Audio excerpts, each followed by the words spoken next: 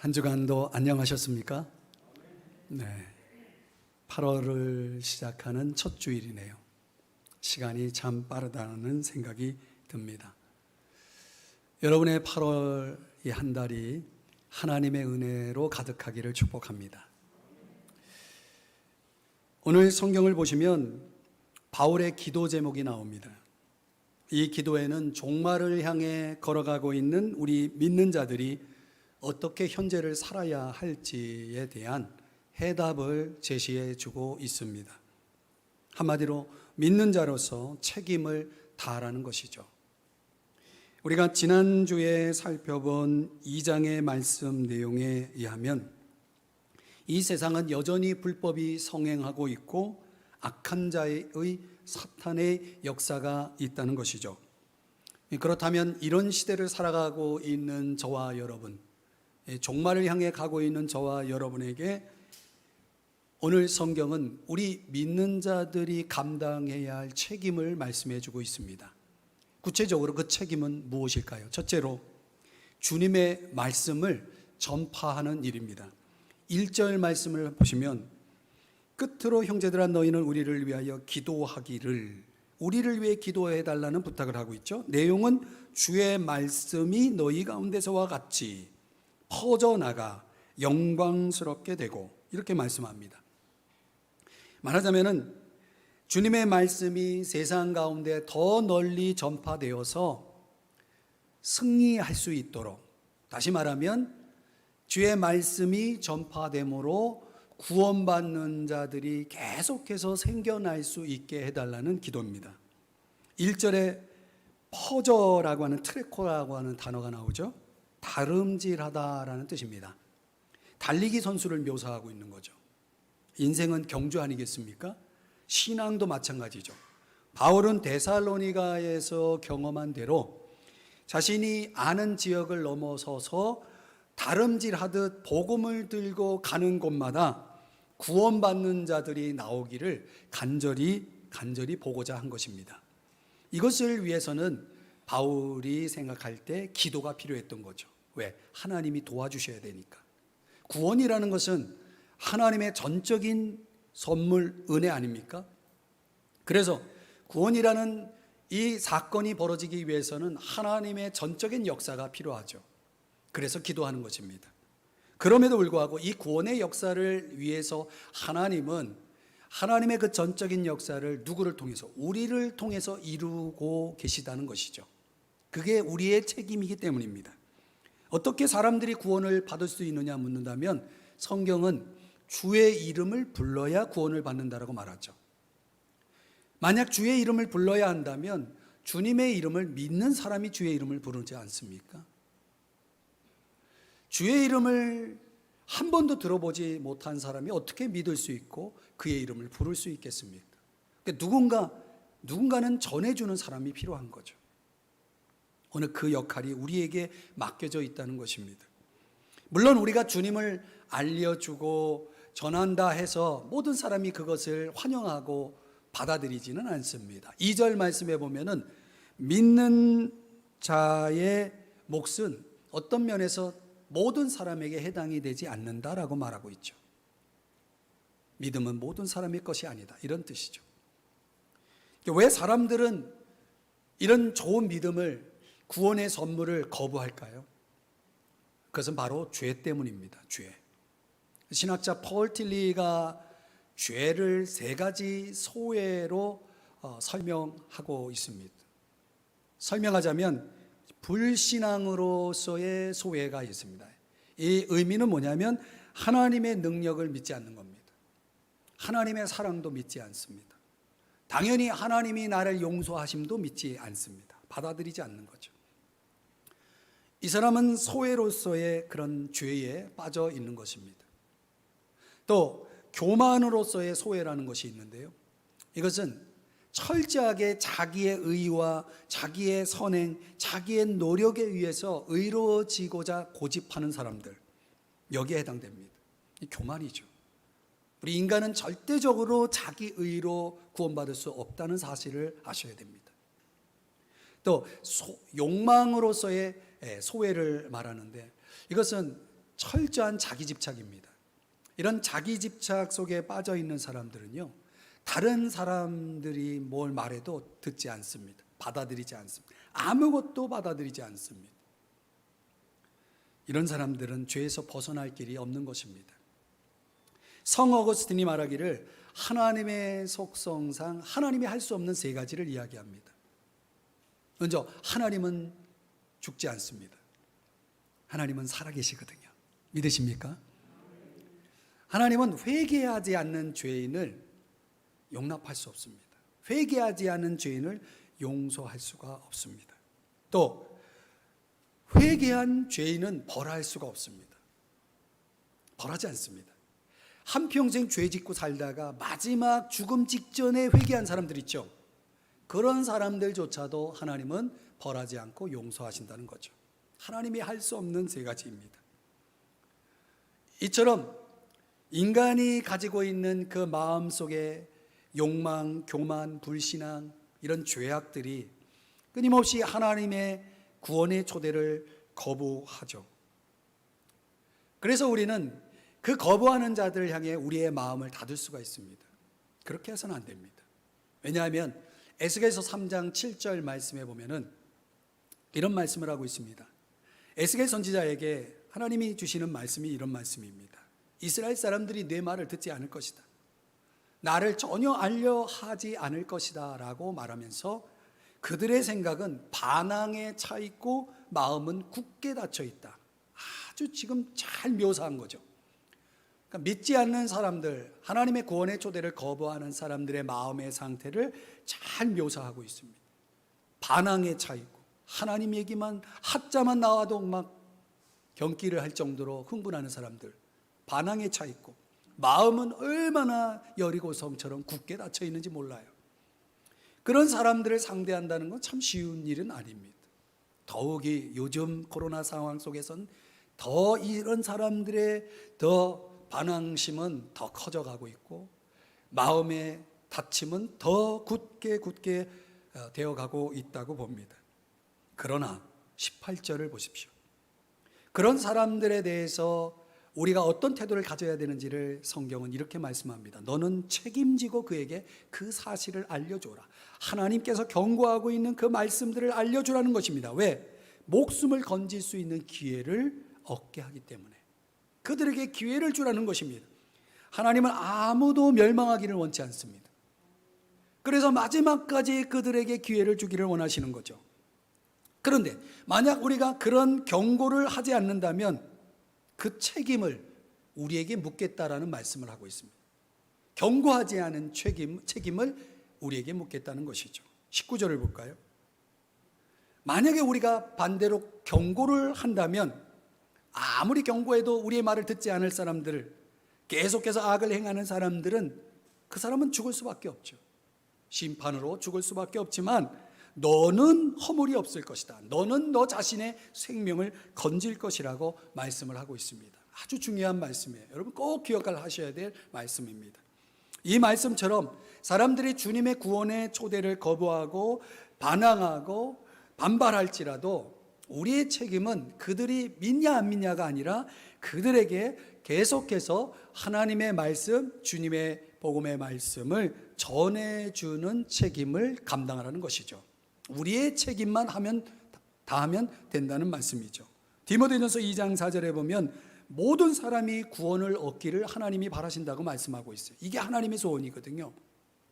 사도행전 20장 24절의 말씀에 보면 바울은 이렇게 말합니다. 주 예수께서 내게 맡기신 이 일은 뭐냐면 복음을 다른 사람들에게 전하는 이 일을 할 수만 있다면 나는 목숨이 조금도 아깝지 않다라고까지 이렇게 말을 하고 있습니다. 하나님의 소원을 안다면, 하나님이 내게 주신 이 복음의 사명을 내가 깨닫고 있다면 우리는 이 말씀을 전하는 일을 계속 해야 한다는 것이죠. 여러분, 역사는 어디를 향하고 있다고 생각하시나요? 일반적으로 그리스, 헬라의 문화권 속에서 사는 사람들은 역사는 계절처럼 순환한다라고 생각을 합니다. 동양의 이 문화 속에 있는 사람들의 역사관은 환영 또는 허상이라고 봅니다. 세속적인 세계 속에서 살아가는 사람들이 가진 역사관은 서로 연관이 없는 무의미한 것들이 모아진 것이라고 그렇게 보고 있습니다. 중요한 것은 우리 기독교의 역사관이죠. 기독교의 역사관은 종말을 향해 시간이 흘러가고 있다는 것이고, 그리고 마침내 예수 그리스도께서 재림하시면 그때에 믿는 모든 사람들을 일으켜서 그들에게 영원한 생명을 주신다라는 것, 이것이 기독교 역사관의 핵심입니다. 그러니까 역사라는 그 시간이 어디를 향해 가고 있냐면 종말을 향해 가고 있다는 것이죠. 그렇기 때문에 그런 이 종말의 역사관을 제대로 인식하고 또 그런 믿음을 가지고 살아가는 기독교인들은 가만히 있을 수가 없는 것입니다. 그래서 마태복음 24장 14절의 말씀이 나오는 거죠. 예수님께서 이렇게 말씀하십니다. 천국 복음이 모든 민족에게 증언되기 위하여 온 세상에 어떻게 돼요? 전파되리니 그제야 뭐가 와요? 끝이 오리라. 중요한 말씀이에요. 온 세상에 복음이 전파되는 것과 예수님이 재림하시는 시점이 연결되어 있다는 것입니다. 그래서 이 말씀을 가지고 성경학자들은 이렇게 해석을 합니다. 이 지구상에 존재하는 하나의 언어로 형성된 민족, 하나의 족속이 그들의 언어로 된 성경을 통해 복음을 듣게 될 때, 그래서 이 지구상의 온 족속들이 복음을 듣는 그 시점에 주님이 오신다라고 믿고 있는 거죠. 그래서 이 마태복음 24장 14절의 말씀의 해석을 가지고 지금의 선교학자들 뿐만 아니라 선교에 헌신하는 사람들이 하는 일들이 뭐냐면 이런 일들을 하는 것이죠. 이 지구상에 존재하는 사람들의 손이 닿지 않고 문화가 들어가 있지 않는 그런 어떤 미전도 족속을 찾아가서 그들과 함께 오랜 시간 생활하면서 그들의 문화를 배우고 그들의 언어를 배워서 우리가 가지고 있는 성경을 그들의 언어로 번역해서 성경을 만들어서 그 성경을 가지고 그들에게 복음 전하는 사역을 하는 사람들, 그런 사역들이 이루어짐으로 인해서 지금의 이 선교학자들은 미전도 족속이 많이 줄었다. 과거에 비해서 지금도 오늘도 이 사역을 하고 있는 사람들에 의해서 미전도 족속이 줄어들고 있다. 그래서 온 족속에게 복음이 전파되면 주님이 오신다라는 거죠. 여러분, 주님이 다시 오신다는 믿음과 소망을 갖고 계시나요? 얼마나 소망하고 계시나요? 그 소망, 그 열망을 가지고 있는 사람들의 그 열망이 간절할수록 복음을 전할 수밖에 없죠. 왜? 그제야 끝이 오기 때문에. 그런 열망이 우리들에게 없다면 과연 우리는 우리 마음속에 주님을 기다리고 있는 그 소망이 있다고 말할 수 있을까요? 저는 그렇지 않다고 봅니다. 주님은 재림하고 싶어도 그 재림을 더디하실 수밖에 없는 이유가 바로 여기 있는 거죠. 로마서 11장 25절에 보면 이방인의 충만한 수가 들어오시기까지, 이방인의 충만한 수가 들어오기까지라고 하는 것은, 이방인이라는 것은 유대인을 제외한 저와 여러분 같은 이방인들 중에 예수 그리스도에게 나와 구원받는 자들이 모두 다 올 때까지, 그게 충만한 수죠. 그때까지 재림을 딜레이하면서 그 재림의 때의 시점을 지금 주님이 생각하고 계신 거죠. 그래서 구원받는 자의 수가 채워지면 주님은 재림하실 거라는 거죠. 교회 시대가 끝나고 우리는 휴거가 될 것이고 주님은 공중에 재림하셔서 우리를 맞이할 것이라는 거죠. 그때 주님이 가장 반갑게 맞이할 사람 누굴까요? 나. 그럴까요? 그러기 위해서는 주님이 가장 바라시는 것들에 충성했던 사람들, 주님이 가장 바라시는 게 뭡니까? 모든 사람이 구원을 받는 이 소원을 알고 그 소원을 이루기 위해서 애쓴 충성한 사람들을 가장 반갑게 가장 먼저 맞이하면서 그들에게 상을 주실 것을 약속하고 있다는 거죠. 그 힌트가 다니엘서 12장 3절에서 말씀하기를 많은 사람을 생명의 길로 이끈 자들은, 구원의 길로 이끈 자들은 하늘의 별들처럼 언제까지나 빛나리라. 저는 이 모습이 어떤 모습으로 전개될지는 우리가 그날 주님을 만나봐야 알겠지만은, 분명한 것은 하늘의 별들처럼 언제까지 빛날 만큼의 영광스러움이 그에게 주어질 것을 하나님이 약속하고 있다는 거죠. 이것을 적어도 깨달은 바울이라는 사람은 데살로니가전서 2장 19절, 우리가 앞에서 살펴본 본문이죠. 그 내용에 따르면 이런 고백을 하고 있죠. 우리에게 희망과 기쁨을 주고 자랑스러운 면류관이 되어줄 사람, 주님 앞에 섰을 때 나의 자랑스러운 면류관이 되어줄 사람이 누구이겠느냐? 바로 당신들이 아닙니까? 라고 말하고 있는 것이죠. 여러분, 바로 이것입니다.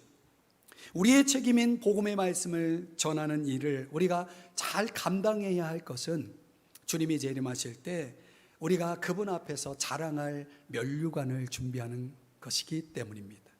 우리에게도 기회를 주시는 거죠. 그 자랑의 면류관을 준비할 수 있는 기회. 모두에게 주어져 있지만 다 얻지는 못할 것입니다. 우리 가운데 누군가는 이 열망을 가지고, 이 소망을 가지고, 이 믿음을 가지고 분명 믿지 않는 나의 이웃들을 향해, 나의 가족들을 향해, 나의 친구들을 향해 여러분 달려갈 것이고, 그들의 그 강박함, 그들의 그 반항, 그들의 그 거부를 마다하지 않고 끝까지 계속해서 그들을 구원하려고 애를 쓸 것이라고 저는 믿습니다. 여러분에게 이런 책임을 다 잘 감당할 수 있기를 주의 이름 축복합니다. 종말의 때를 살아가는 우리들이 감당해야 할 두 번째는 오늘 본문에서 주님의 보호를 신뢰하라는 것입니다. 주님의 보호를 신뢰하라. 2절 3절의 말씀을 보시면, 또한 우리를 부당하고 악한 사람들에게서 건지시옵소서 하라. 기도 제목이죠. 3절, 주는 미쁘사 너희를 굳건하게 하시고 악한 자에게서 지키시리라. 이것은 확신이죠. 기도 제목과 확신을 말씀하고 있습니다.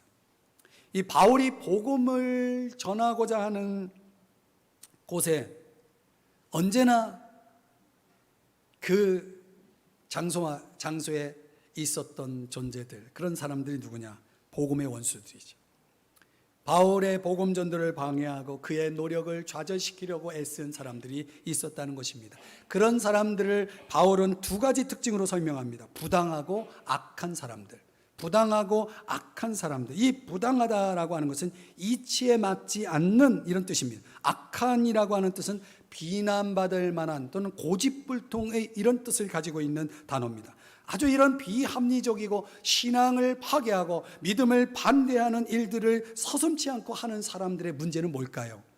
그들에게 구원에 대한 이해가, 구원에 대한 믿음이 없다는 것이죠. 그래서 예수님은 십자가상에서 자신을 십자가에 못 박은 무리들을 향해서 이렇게 말씀하시지 않았습니까? 이렇게 기도하시죠. 저들이 하는 일을 알지 못합니다. 저들을 용서하여 주소서. 자기가 하는 일을 알지 못하는 그런 행위들, 그런 행동들이 얼마나 많은지 몰라요. 여러분, 살면서 우리는 때때로 복음을 환영하는 사람들을 만납니다. 또 반대로 복음을 거부하고 반대하는 원수들도 만납니다. 그것이 우리 가까이에 있을 수 있습니다. 때때로 우리는 그들에게서 어려움을 겪습니다. 그래서 바울은 기도하는 거죠. 건짐을 받기 위하여 나를 위해 기도해 주십시오. 그 부당하고 악한 그 어떤 일로 인해서 내가 겪을 수 있는 그런 어려움들을 주님이 보호해 주시기를 부탁하고 있는 거죠. 또한 바울이 확신하고 있는 바가 무엇입니까? 3절을 보시면 주님은 진실한 분이시므로 여러분을 강하게 하고 온갖 사단의 공격에서 지켜주실 것이다. 이렇게 현대어 성경에서 말씀을 하고 있습니다. 여러분 아십니까? 주님의 말씀은 절대로 실패가 없습니다. 주님의 교회는 결코 실패하지 않을 것입니다. 주님이 그것을 허용하지 않을 거예요. 믿으십니까? 여러분, 그렇기 때문에 이런 확고한 바탕을, 신뢰를 통해서 바울은 기도하고 있고 또 기도를 부탁하고 있다는 것이죠. 여러분, 우리는 어떻습니까? 저와 여러분은 이런 하나님에 대한 확고한 신뢰가 있습니까? 여러분, 하나님의 성품은 우리 신앙인들로 하여금 확신을 갖게 하는 기초가 됩니다. 바울은 그 어떤 확신을 가지고 있습니까? 주는 미쁘시다라는 거죠. 3절, 주는 미쁘사. 이 미쁘사라는 것은 진실하다, 신실하다, 충성스럽다, 변함이 없다, 이런 뜻입니다.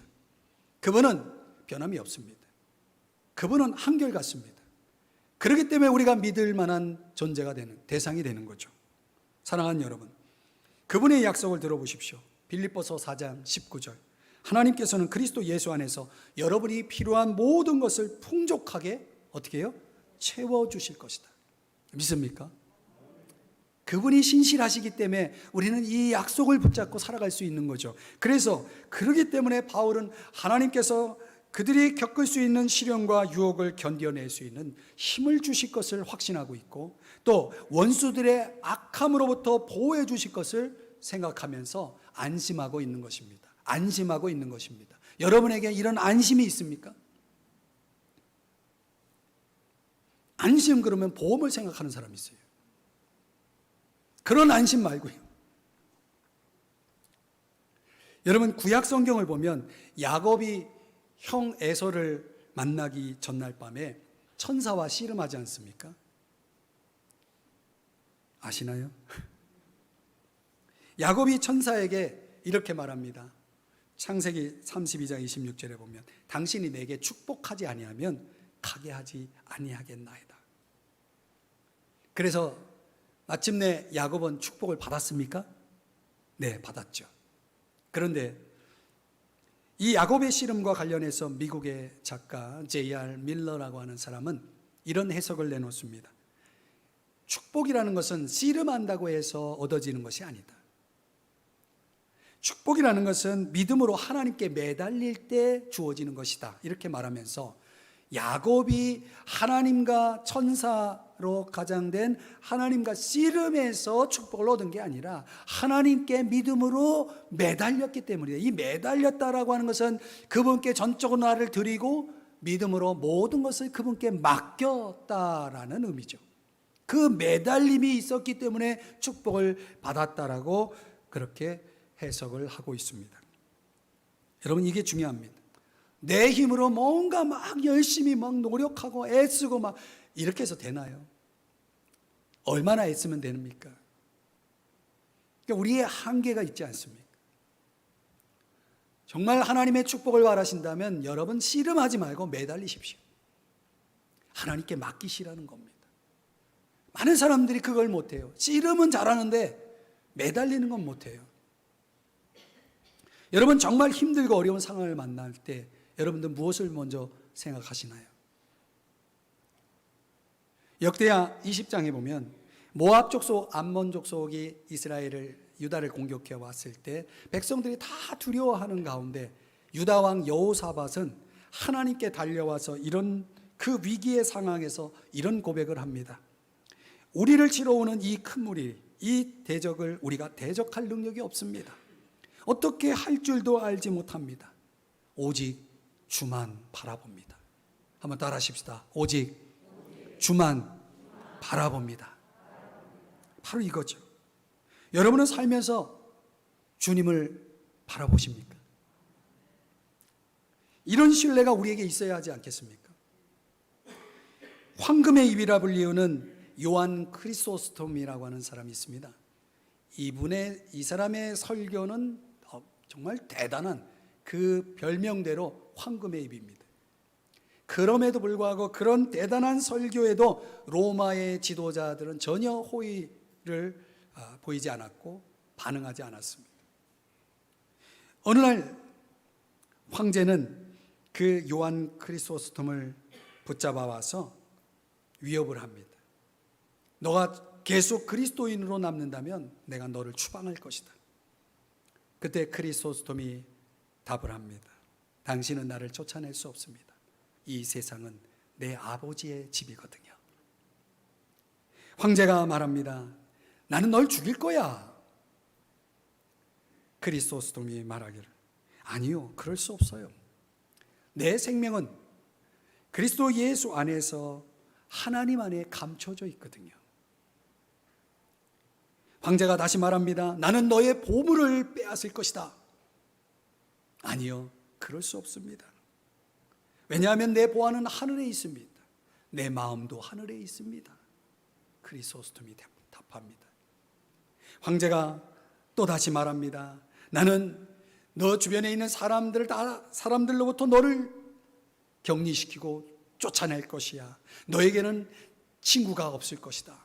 이렇게 또 위협을 합니다. 크리소스톰이 답합니다. 아니요, 그거 역시 그렇게 할 수 없습니다. 나는 하늘의 친구를 가지고 있거든요. 누구도 그 친구로부터 나를 끊을 수가 없습니다. 당신은 나를 두렵게 할 수 없습니다. 당신은 나를 두렵게 할 수 없습니다. 왜냐하면 나에게 당신 어떤 해도 끼칠 수 없기 때문입니다. 아주 유명한 일화입니다. 여러분, 이 크리소스톰의 당당함은 어디서 온 것일까요? 그는 이 신앙적인 이 완벽한 승리를 어떻게 이룰 수 있었을까요? 주님께 대한 전적인 신뢰죠. 주님께 대한 전적인 신뢰. 저는 그의 신뢰가 그에게 어떤 것도 문제가 되지 않게 만들었다고 봅니다. 오늘 저와 여러분 속에 어떤 문제들이 있나요? 여러분들은 그 문제들을 어떤 관점으로 바라보고 계시나요? 그리고 그 상황에서 여러분들의 할 일은 무엇일까요? 씨름하는 걸까요? 아닙니다. 매달리는 겁니다. 맡기는 것입니다. 우리는 그것을 신뢰라고 말하죠. 주님을 의지하고 주님께 신뢰하는 것. 오늘 우리가 불렀던 찬송 가사처럼 무슨 일을 당해도 주만 의지합니다. 바로 이것이죠. 아멘. 만약 저와 여러분이 무슨 일을 만나도 주님만 의지한다면 오늘 주는 미쁘사 3절에서 말씀하고 있는 것처럼 여러분을 강하게 할 겁니다. 여러분을 건져줄 겁니다. 여러분을 승리케 할 것을 믿으시기 바랍니다. 세 번째로, 오늘 이 종말의 때를 살아가는 저와 여러분에게 감당해야 할 책임은 주님의 성품을 닮아가는 것입니다. 주님의 성품을 닮아가는 것이다. 4절을 한번 보시겠습니다. 4절. 우리가 명한 것을 너희가 행하고 또 행할 줄을 주 안에서 뭐예요? 확신하노니. 여러분, 이 바울이 지금 말하고 있는 이 4절에서 말하고 있는 이 표현은 데살로니가 교인들 안에 아주 무책임하고 무질서한 사람들을 겨냥한 말입니다. 이거는 다음 주에 저희가 6절을 풀 때 말씀을 드릴 겁니다. 어떻든 참 무책임한 사람들이 데살로니가 교회 안에도 있었던 것 같아요. 그러나 바울이 믿고 확신하는 바는 뭐냐면 우리가 명령한 것을 너희가 행할 것이다 라고 확신하고 있죠. 이것은 마치 군인 장교가 자기 부하에게 어떤 명령을 내렸고 부하는 그 명령을 따라 복종하는 것을 묘사하고 있습니다. 이런 순종으로 우리가 해야 할 일이 무엇인지를 5절에서 말씀하고 있는데 우리 5절의 말씀 공동번역으로 여러분 자막을 보면서 함께 읽어봐요. 시작. 주님께서 여러분의 마음을 인도하셔서 하나님을 사랑하게 해주시고 그리스도의 인내를 본받게 해주시기를 빕니다. 아멘. 여기 인도하다라고 하는 단어, 이 단어는 장애물을 제거하다라는 뜻을 가지고 있습니다. 다시 말하면 마음이 하나님을 향하게 해달라는 그런 의미입니다. 여러분, 왜 바울은 이런 기도를 할까? 한번 저를 보시고 생각해 보세요. 하나님을 향한 우리의 마음이 중요한 이유는 우리가 하나님을 향한다는 것은 오늘 이 5절에서 뭐라고 말씀하냐면 하나님의 사랑 그리고 그리스도의 인내, 이 두 가지를 묵상하게 한다는 거죠. 하나님이 나를 얼마나 사랑하는지를 생각하는 겁니다. 그리스도께서 나를 위해 어떤 인내를 보여주셨는지를 생각하는 것입니다. 그런 마음의 묵상이 우리 안에 있을 때 우리는 그분의 성품을 배우고 닮아갈 수 있다는 사실을 아십니까? 생각해 보십시오. 주님이 우리를 얼마나 사랑하셨으면 그 엄청난 고초를 다 감당하셨겠습니까? 주님이 당하신 조롱, 매맞음, 또 찢기심, 침뱉음, 그런 모든 고난과 수모를 다 당하시고 마침내 십자가에서 못 박혀 죽으셨죠. 그 상황에서 우리 주님은 조금도 지치거나 실망하거나 절망하지 않았다는 사실을 아십니까? 왜 주님은 그런 모습을 우리에게 보여주셨을까요? 그것은 어쩌면 현재를 살아가는 우리들이 어떤 시련과 어떤 고통 속에 있을 때 주님을, 그 주님이 보여주신 모범을 생각하라고, 그래서 좀 더 힘을 내라고 우리에게 모범을 보여주신 것은 아닐까요? 저는 그렇게 믿습니다.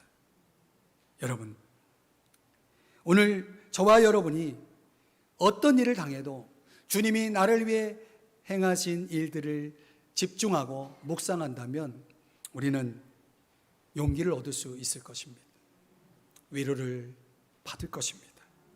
교회의 역사를 보면 순교의 인생을 산 사람들, 고난 속에 있었던 사람들이 늘 주님의 십자가를 묵상하고 그 어려움들을 이겨냈다라는 그런 역사적 기록들이 많습니다. 우리는 성경을 보더라도 그런 내용은 너무나 많습니다. 여러분, 우리 주님이 당하신 고난은 지금 우리가 겪고 또 겪을 어떤 고난보다 더 가혹합니다. 주님이 우리에게 보여주신 모범이 우리의 삶에 적용되기란 쉽지는 않지만 중요한 것은 그분이 그런 모범을 보여주셨을 뿐만 아니라 지금 저와 여러분과 함께하고 있다는 거죠. 고난당하는 너희를 내가 너와 함께하겠다. 내가 너를 이길 수 있도록, 그 시험을 이길 수 있도록, 그 고난을 이겨낼 수 있도록 내가 너와 함께하마 라고 말씀하시는 것이죠. 아멘. 그래서 우리는 주님의 그 모범 속에서 그분의 성품과 삶을 배워가는 것이고 닮아가는 것입니다. 여러분, 예수님이 가장 사랑한 제자 요한은 성경 5권을 썼죠.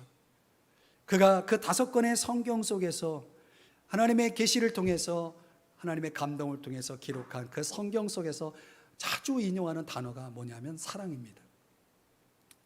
이 요한은 그가 마지막 주님 앞에 서기까지 그 많은 사람들에게 하나님의 사랑을 전하고 그 하나님의 사랑에 초점을 맞췄다고 그러죠. 그래서 그의 서신서 요한 1서, 2서, 3서에 보면 사랑이라는 단어가 가장 많이 나온 단어가 등장합니다. 여러분, 이런 요한의 가르침을 이상히 여긴 한 제자가 왜 다른 것은 가르쳐 주지 않고 맨날 사랑만 얘기하냐고 불평을 늘어놓습니다. 그러자 요한이 대답하기를, 왜냐하면 하나님의 사랑 외에는 아무것도 없기 때문이야 라고 답했다고 그러죠. 하나님의 사랑 외에는 아무것도 없다는 이 말을 이해하시겠습니까? 무슨 뜻이죠? 우리의 인생 속에 정말 가장 중요한 것은 하나님의 사랑이라는 말이 아니겠습니까? 이보다 더 중요한 것이 있나요? 여러분, 우리의 인생의 실망은 사랑을 좀먹지만 우리의 삶의 묵상, 하나님을 향한 그 묵상은 그 사랑을 더 풍성하게 한다는 사실을 기억하십시오. 여러분, 하나님의 사랑을 생각해 보세요. 여러분은 그 사랑을 배울 수 있습니다. 또 그 사랑을 행할 수도 있습니다. 우리의 일상 속에서 과연 우리는 주님을 얼마나 생각하고 있는가? 여러분은 주님을 얼마나 생각하며 사십니까? 잘 아시는 나다나엘 호돈의 큰바위 얼굴의 이야기에 보면은 이 마을 사람들이 고대하고 기다리는 그 큰바위 얼굴을 닮은 존재는 드디어 그들 앞에 나타나죠. 그가 누구였나요? 그 마을에서 태어나 성장한 어니스트라고 하는 소년. 그가 마을 사람들 앞에 나타났을 때 그의 얼굴은 큰 바의 얼굴이 되어 있었던 거죠. 왜? 어려서부터 큰 바의 얼굴을 바라보는 습관을 계속 이어왔거든요. 큰 바의 얼굴을 바라보며 마음을 갈고 닦았거든요. 그는 어느새 자신도 모르게 큰 바의 얼굴이 되어 있었던 것이죠. 여러분, 우리가 무엇을 바라보고 무엇을 생각하느냐라는 것이 얼마나 중요한지를 여러분 아시죠? 제가 좋아하는 저술가 필립 얀시라는 사람은 이런 일상의 습관이 있다고 합니다. 일주일에 꼭 한 번씩은 자기가 사는 집 뒤에 있는 언덕에 오랜 시간 동안 올라가 걷는 시간을 갖는다고 그래야죠. 그 오랜 시간 걸으면서 그는 마음속에 있는 그 모든 감정들, 마음속 깊은 곳에 있는 생각들과 감정들을 하나님께 내려놓고 우리 주님께 내려놓고 또 여러 가지 인생의 무거운 짐들을 하나님께 맡기는 시간을 갖는다고 합니다. 일종의 산책 묵상이죠. 그리고 그 언덕을 내려올 때는 아주 가벼운 마음으로 내려오는 느낌을 경험한다고 고백하고 있습니다. 여러분에게 이런 묵상의 스케줄은 없는지요? 일상 속에서 주님을 향해 내 마음을 둘 수 있는, 아주 의도적으로 이런 시간을 가질 수 있는 그런 저와 여러분이 될 수 있기를 바랍니다. 우리의 일과가 내가 어찌할 수 없는 그런 일과가 되지 않고 내가 계획하고 또 그 계획대로 내가 활용할 수 있는 차원에서 적어도 저와 여러분에게 의도적으로 내 마음을 주님께 향할 수 있는 시간을 가져보심이 좋을 줄로 아래요. 여러분, 날마다 무엇을 바라보고 무엇을 생각하며 사시나요? 프랑스 과학자 블레이즈 파스칼은 팡세에서 이런 말을 했죠. 인간은 가장 연약한 갈대다. 또 인간의 존엄이라는 것은 사고, 생각하는 것이다. 이렇게 말을 했습니다. 우리 인간은 얼마나 많은 생각을 하면서 살아가는지 모릅니다. 그런데 그 생각이 나의 존재를 결정하고 내 인생을 결정한다는 사실. 그래서 우리에게는 주님을 향한 우리의 마음의 묵상이 끊임없이 우리 속에 있을 때만이 우리는 과연 주님이 바라시는 인생을 향해 나아갈 수 있다는 사실을 기억하시기 바랍니다. 인간의 마음은 바로 이렇게 어떤 것으로도 채워질 수 없고 오직 하나님만으로 채워질 수 있는 빈 공간이 있다라고 파스칼은 말을 하고 있습니다. 그렇기 때문에 그의 마음속에 그 마음의 빈 공간에 하나님이 채워졌을 때 파스칼은 이런 고백을 하고 있습니다. 저는 건강도 아픔도 구하지 않고 생명도 죽음도 구하지 않습니다. 제가 구하는 것은 건강과 병과 생명과 죽음을 당신의 영광을 위해 사용하시기를 바랍니다. 여러분, 마음의 공간에 하나님이 채워진 사람의 고백을 들어보십시오. 나의 모든 것을 당신의 영광을 위해 사용하시길 바랍니다. 여러분의 마음이 항상 주님을 향할 수 있기를 바랍니다. 그리하면 여러분 주님을 닮아갈 수 있어요. 그 힘, 주님이 주시는 힘, 주님이 주시는 지혜를 얻을 수 있어요.